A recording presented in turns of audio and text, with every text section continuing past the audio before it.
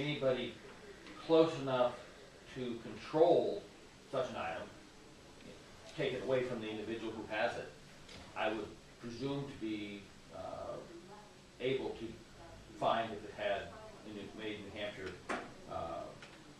mark on it. And I mean, I guess the onus I would put on the individual if they have if they have an item that goes beyond just firearms themselves. If they have an item that is not marked, then you know, they should be able to hold it in their hand and know whether or not they are safe or they are exempt. That item is exempt. And if it's not readily available for some reason, after I don't know how many years it takes a mark to wear off a piece of steel, then either destroy it or go back and get it marked. I mean, I don't know how long it takes for. I've seen some antique firearms with the manufacturer's imprint on them still. I can't imagine that a properly imprinted New Hampshire firearm is, you know, in any reasonable period of time going to lose its mark. Representative Cartwright. Yes, thank you, Mr. Chairman. I have a question. You have stated that you expect these firearms to remain in New Hampshire. Mm-hmm. And how do we know they remain in New Hampshire? And how would that affect permits, people who might have permits to take their firearm into another state? I guess, look at it from the other side of the looking glass, as it were. If somehow a firearm stamped in New Hampshire makes it to another state and nobody is ever aware of it, I suspect there's been no harm. If somebody takes a firearm to another state that was manufactured in New Hampshire and therefore exempt, and they get caught with it, then they've committed a crime and they're liable for it. That's their onus.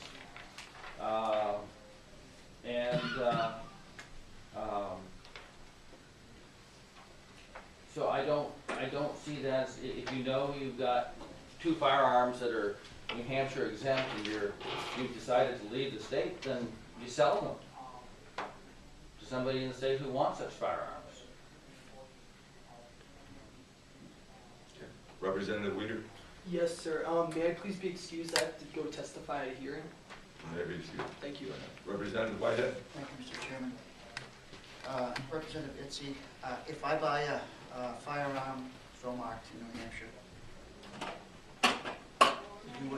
I suggest that it would probably be in my best interest not to take it into Massachusetts to hunt a deer. Yeah, It would only be used to hunt in New Hampshire. that would be my expectation, yeah. Representative Peckham. Thank you. Representative Itzy, following up on a question that was already asked, is it in the statute here that the firearm shall not leave the city of New Hampshire? I didn't see it in here.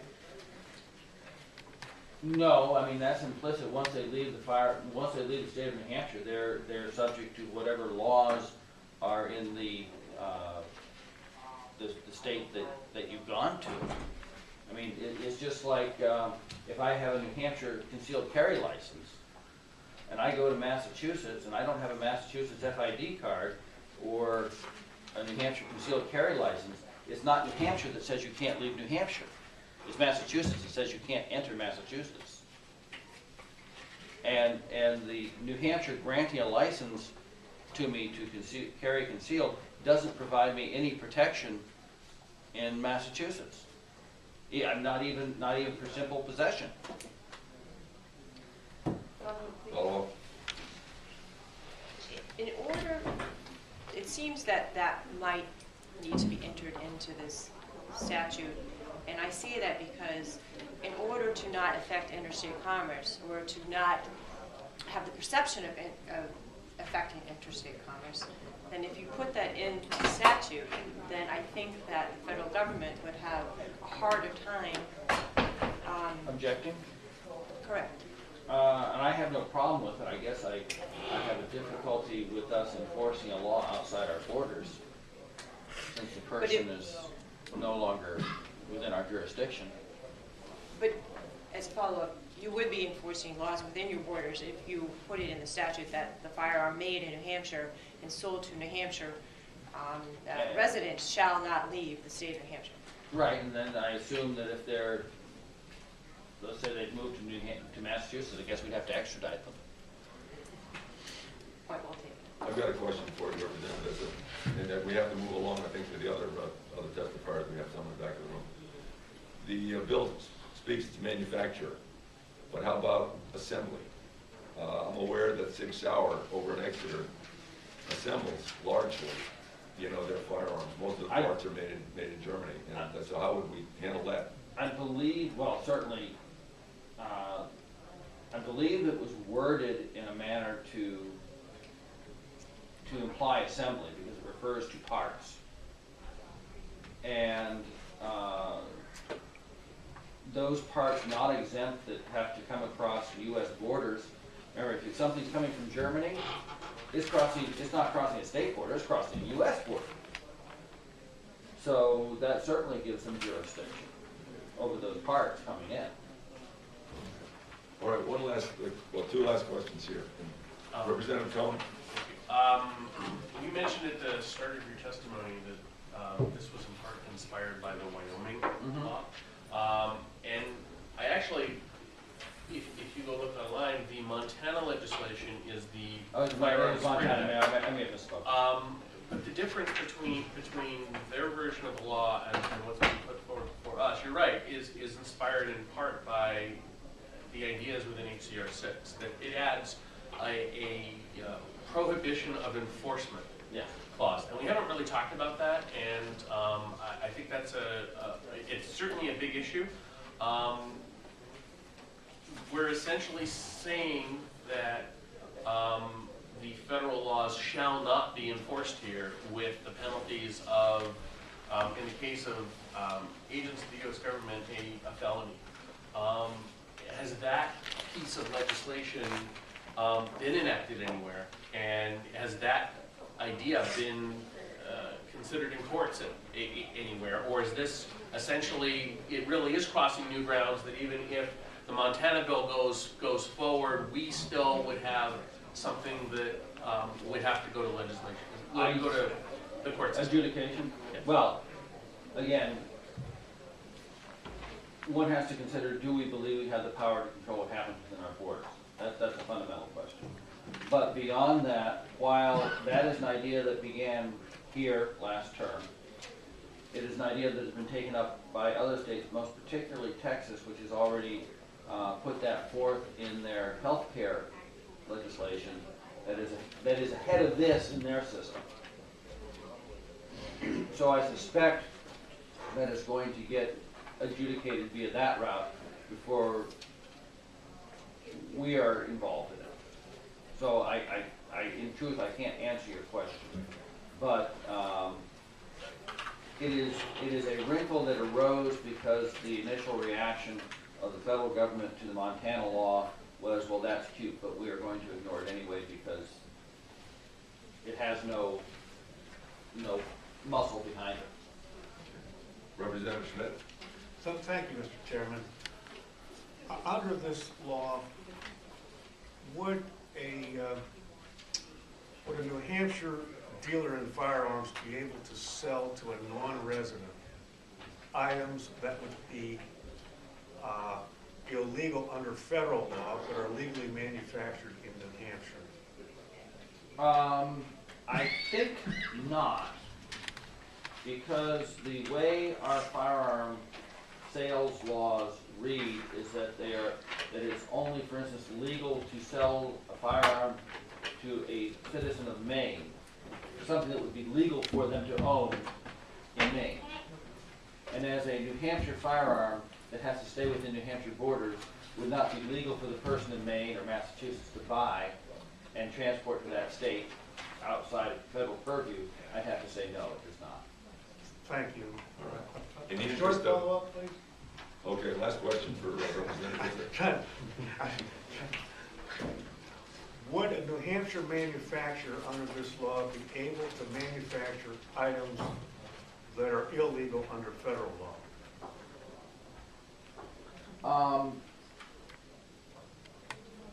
That is a hair parsing, I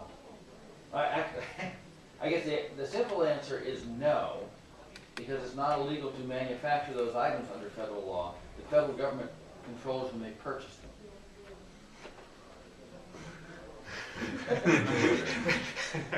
Thank you. Okay, thank you. Representative Vincent, did you have any written testimony? No. No. Okay, thank you very much. Other than the preamble to the bill. Okay, thank you. At this time, I'd like to call James Wheeler.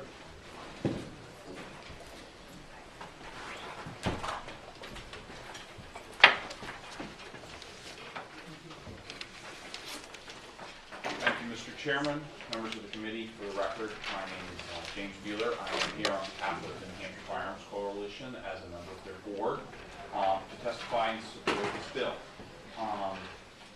We strongly believe that the federal government has overstepped their authority in their regulation of firearms. They've gone and utilized the Interstate Commerce Clause far beyond the intended authority in their regulation of firearms. The Constitution does not grant them the powers that they have taken. And we believe this is one step we can make towards fixing that. For firearms that are completely made in New Hampshire, and to answer your question, Representative Peckham, if you look at page 2, line 32, the end of 31 and beginning of 32, and that remains within the state of New Hampshire. The protections only apply to the firearm if it stays within the state of New Hampshire. Once a firearm were to leave the state, it would no longer be protected by this bill. So any federal regulations that otherwise apply to firearms that are manufactured in interstate commerce, manufactured and then sold, transported, whatever, in interstate commerce, whatever federal regulations apply to those would then apply to the firearm if once it is taken beyond state lines. We believe that by giving this protection just to the narrow category of firearms manufactured here, we will help begin to restore a balance of the power of the states versus the power of the federal government in the area of firearms.